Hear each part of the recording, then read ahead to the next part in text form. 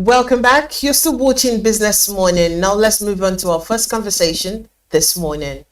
Today we are focusing on the critical but often overlooked aspect of public health. That's the elderly healthcare in Nigeria.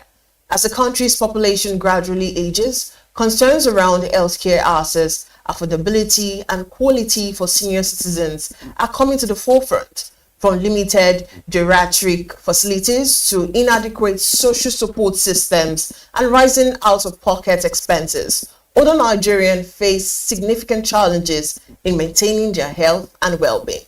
Yet, this growing demographic also presents opportunities for policymakers to strengthen healthcare system, for investors to explore new segments in medical services and insurance, and for society to rethink how we care for our aging population.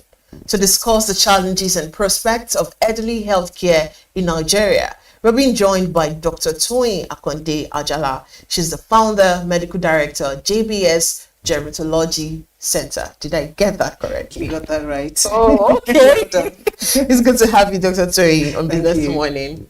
All right. Before the show, I was mentioning that every other aspect of healthcare is always talked about, but not the elderly healthcare. So tell us, how would you describe the current state of the elderly healthcare in Nigeria? So I think, like you've rightly said there hasn't been that much emphasis on elderly healthcare because traditionally Nigeria is seen to have a young population. So for decades, the focus has been on child health. Even all the public health policies have been around child and maternal health mainly, and not much about elderly health care and elderly social care.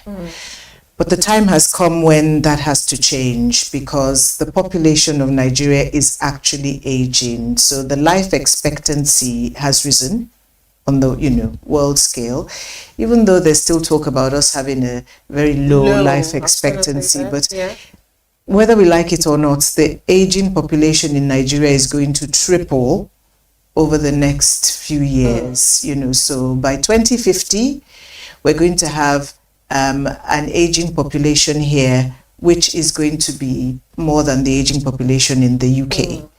So, we've got to sit up and, smell the coffee and get to work, otherwise someone like me, by the time I'm 80, if we don't make any changes now, there won't be anyone like me to look after me. So it's a priority. Talk to us about the pressing health challenges that have to do with this elderly, that facing the elderly healthcare in Nigeria today. Why is it so? Why don't we have the awareness as much as we should? I think, like I said before, there's just been this traditional, should I say narrative around Nigeria. It is true, we do have a young population. The majority of Nigerians are under 18 years of age. So there hasn't been that focus. And then apart from that, we've always had this belief that, the elderly are looked after by the family. Government hasn't ever really needed to be involved. But that has changed.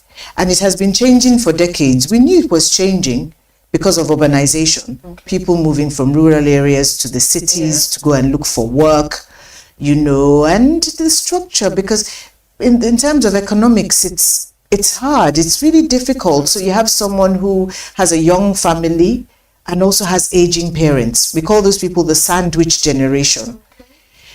The people that use healthcare the most worldwide is the aging population, people over the age of 60. They're the ones that need healthcare. They're the ones who have heart disease, diabetes, cancer.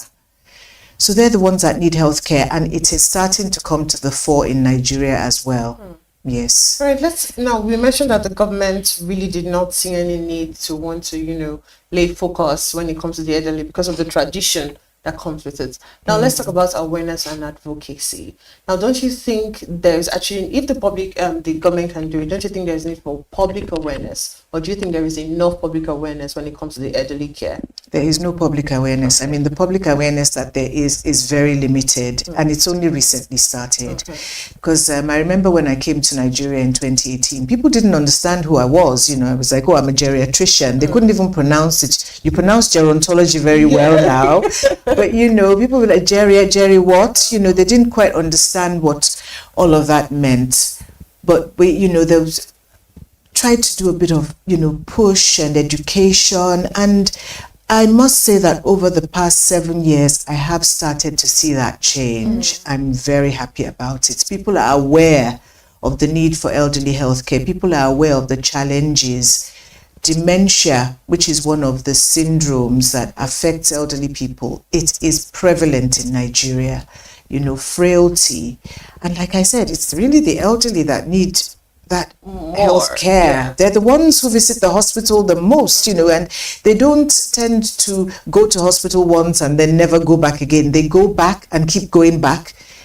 And the economics of that is vast. It's huge. All right. Speaking about awareness, you're sponsoring a work. It's a sponsored work. Now tell us briefly about it. I really want to do motivation around it. I understand that you already know that we don't have much awareness there, but what is the motivation around that elderly healthcare sponsored work? So I'm going to give you a bit of a boring story around that, because when I first came to Nigeria in 2018, I came because I could see a need. I could see it, when I was doing my training in geriatric medicine.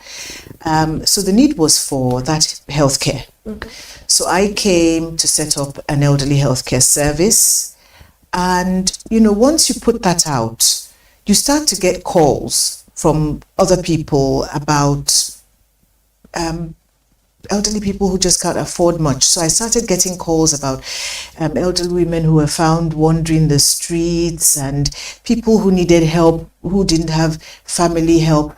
At that point, 2019, I believe, I knew that we had to start a charity, a foundation that would do what it could to cater for the underprivileged elderly. So we set up the JBS Elderlycare Foundation, Africa, and we launched an Adopt a Grant program trying to raise awareness and raise funds for the underprivileged elderly people. We have been looking after hundreds of underprivileged elderly people across mainly southwest Nigeria, Kaduna, Abuja as well.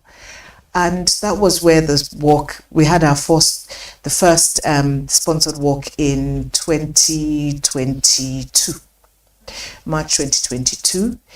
And it was great. We were able to raise a lot of awareness and raise funds to, help to look after these underprivileged elderly people.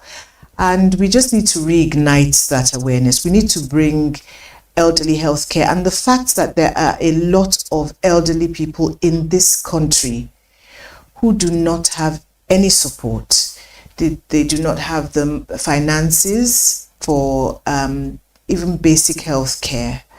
So as a foundation, what we do is we try to give as much as we can to these people. We distribute food, clean water, facilities, clothing, and we do basic health checks. We do give them basic medication. So this walk is to raise awareness about that, and to also raise funds for all that work. Right. It's really, you organizing this is really motivating. But do you want us to send any kind of message to the policymakers? Because at the end of the day, private individuals cannot do it alone. So do you think this is going to send a message? I hope so. I mean, we're doing this in Lagos. Lagos State is the progressive state, isn't it? So, lots of projects, lots of awareness being raised in Lagos State, lots of things being implemented. And we have the first private geriatrics hospital. So, the walk is on the 15th of November. And of course, we welcome people to join us.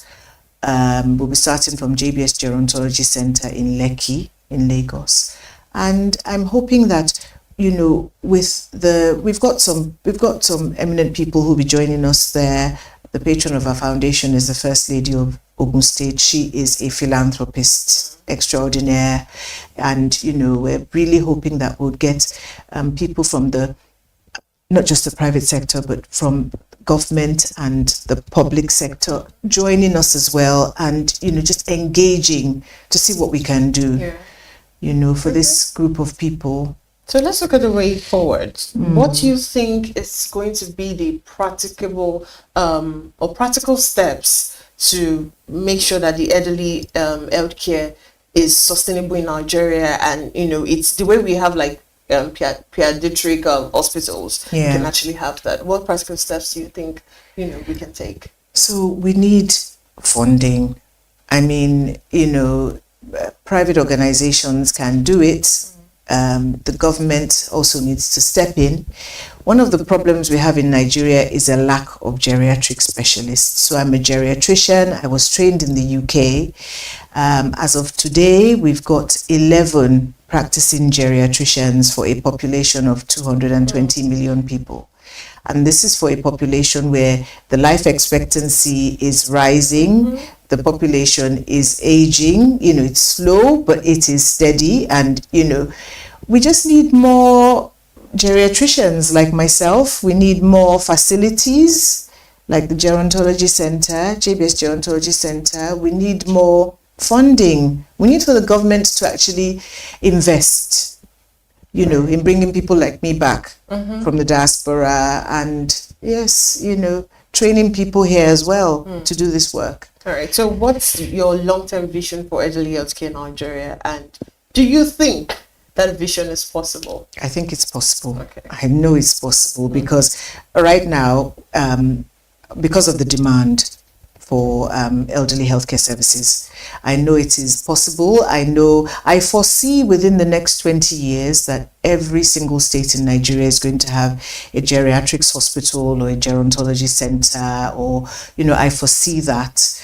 And I also foresee that we're going to have many more geriatric specialists in Nigeria, geriatric health So the long-term vision is we're going to have many geriatrician and more hospitals where they can actually cater for the elderly. Yes. I must say it's a very beautiful initiative, and it's really good if we have more people like you who are actually like preaching this aspect of medicine. It was really good to have you on the show, Dr. Tony.